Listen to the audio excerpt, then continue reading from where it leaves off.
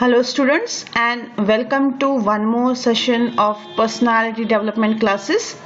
So in our last class we have discussed about written communication, the different types. So we precisely discussed about meetings, letter writing, agenda, research paper writing, and handbooks and manual. We also discussed about the merits and demerits of written communication. So in today's class, we'll move on to one more topic or one more type of communication which we call as oral communication. So as you know, oral communication means it is mere talking without anything in writing. So it includes body language as one of the important tool. But we'll talk about body language later. But we'll talk about basically today about what oral communication is, what are the different types. So that communication between people verbally through words along with gestures and some body language is called as oral communication. Okay. So when you talk about oral communication, again it is having different forms. It may be dyadic or non-dyadic. Now what is this dyadic and non-dyadic? So the name tells us that dyadic communication means, or dyadic means the communication that takes place between two people. Okay, so when two people are involved, they are having a verbal conversation, we call it as a dyadic communication. On the other hand, when the communication is between more than two people, say a group or like it's like a community, we call it as a non-dyadic communication. So dyadic communication again is having various varieties. So to start with, it is face-to-face communication. So face-to-face communication is the most common form of dyadic communication. It tries to connect people together. It is normally informal and a friendly exchange of views, ideas and feelings. In face-to-face communication, there is a frequent change in the role played by the sender and the receiver. Means both of them are continuously trying to exchange ideas. There is not like one person dominating the other. It is a friendly course of action where two peoples are coming together, chilling out or hanging out, talking, cracking jokes or maybe feelings or something like that. So it's nothing so much formal. Or even if it is about business, it may be between the salesperson and the customer, a teacher and a student, where the conversation is two-way. Many a times it is open without any fear.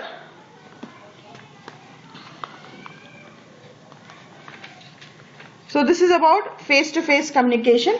Then the second type is interview. An interview is a formal form of dyadic communication. So it is not casual like where you are hanging out with friends. It is a very formal type where two people are involved, where one person is having a hold over other. It's having a authoritative position. So one person is asking or demanding something. Demanding in the sense he is asking questions to know that person for employment, or maybe for it may be a job interview or maybe admission interview or something like that, where maybe the organization or the employer is trying to know the other person. He wants to make a record of what skills he's having just by talking to and finding out the personality traits, so that he can examine whether that particular person is suited for the job which he has applied for. So the interview may be for employment, for admission in a college, or maybe for an data collection where a researcher is trying to interact with people, maybe general public or specific people, with the intention to grasp data. So when it is a data collection interview, it is just to exact information and there is no such authoritative content there. It is more so trying to be very kind and courteous so that the data can be extracted.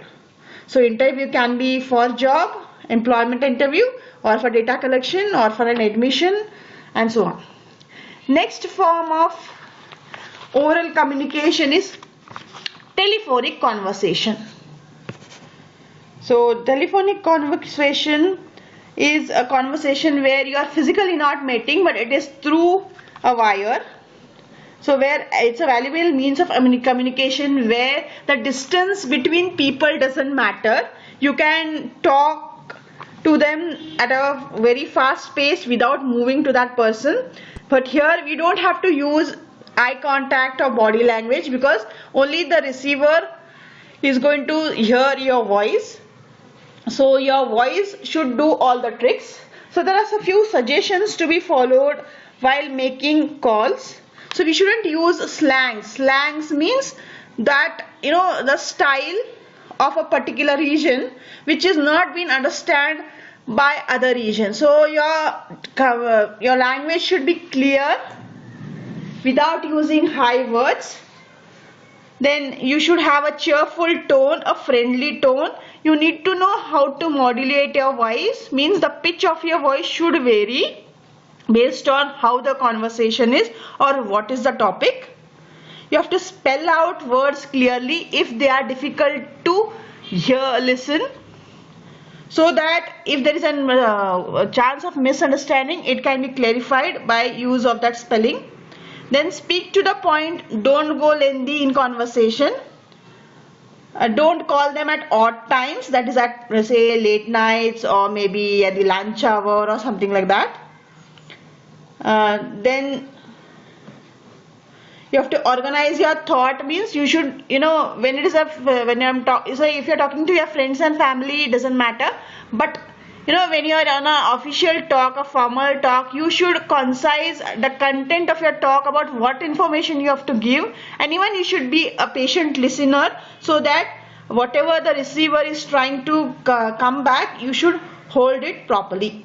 If necessary, you have to repeat the words because it is through communication technology, so it may have some noise or disturbance also.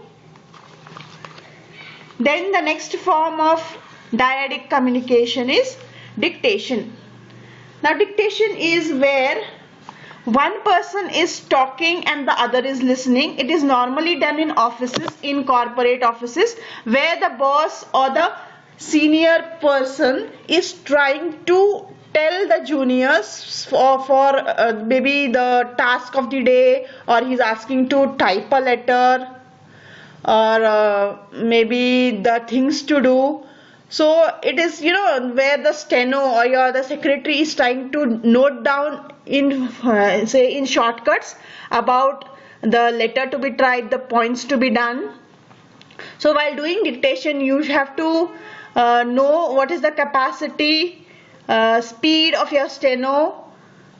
You should not change the construction of sentences too often, means like say you say one thing for now and suddenly you feel it is wrong and you say no, that is wrong, again change like this. So don't confuse your steno. Then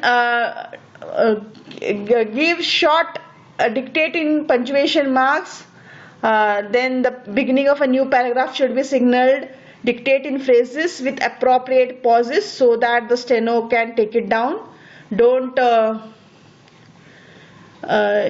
because they are doing it in shorthand. That is, shorthand is a technique where you are taking the dictation so that you can write it in a speedy manner. So you have to know the introduction, the end, and the way you dictate it is very much important. Okay. Then the last type of oral communication here is instructions. So instructions involves an act of directing others to perform a particular act.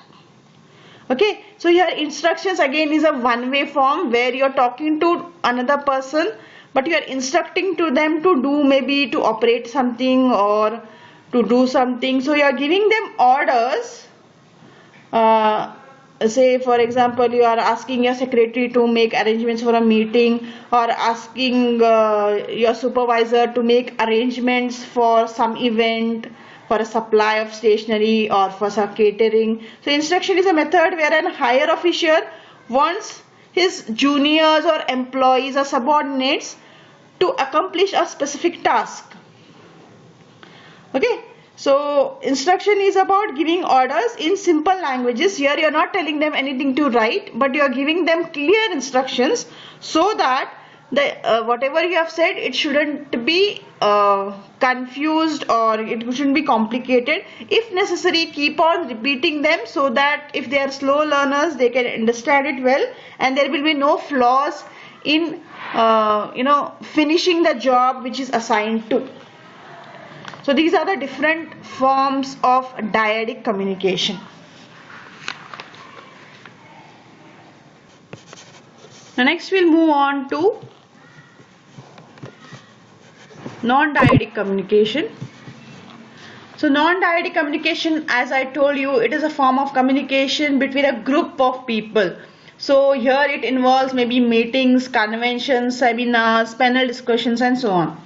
So you know what is a meeting? So meeting is a commonly used form of discussion by professional organization to discuss, maybe it may be in school, colleges, in corporates, in institutions, where in government departments, where they are coming formally or informally to discuss about specific topics so that they can decide upon something or they can recommend upon something. So the main purpose for calling a meeting may be to save the time in communication. So instead of individually talking to people or sending them messages, you're calling everybody at one place so that you can convey the information at one stretch without wasting energy and time. It also is used to instruct people. Maybe an event is organized, so details about that event, how it is going to be done, can be instructed. By doing this, we can even get new ideas. There can be brainstorming sessions. You can know the reactions of each individual person while they are talking and exchanging their experiences and ideas. You can solve and discuss problems. You can solve conflicts, confusions. You can make negotiations. You can generate enthusiasm and a positive attitude. This is why a meeting is done. So while doing a meeting, we need to give a notice to the people so that they can come in the right time, in the right form to the meeting. They can read, even the agenda of the meeting should be given to them. The objectives, agenda should be very clear so that the members of the meeting can come prepared with suggestions, with ideas, and discuss the matter without wasting of time and energy. Then they can even summarize the conclusions and make a list of it in the minutes of the meeting. The next one is conventions. So convention is generally a fellowship meeting where, fellowship meetings means where people from a similar kind of a background or a closely linked fraternity come together in a rigorously structured conference. So a convention is a higher form of a conference where people discuss matters of professional interest. So these are normally held by companies, association, and even also the assembly of delegates of political party, where many people who are having a common objective come together to discuss about matters and come to conclusions. Then the next form is seminars. Now seminar refers to a place, a gathering where research people, okay, so maybe scientists, social scientists, or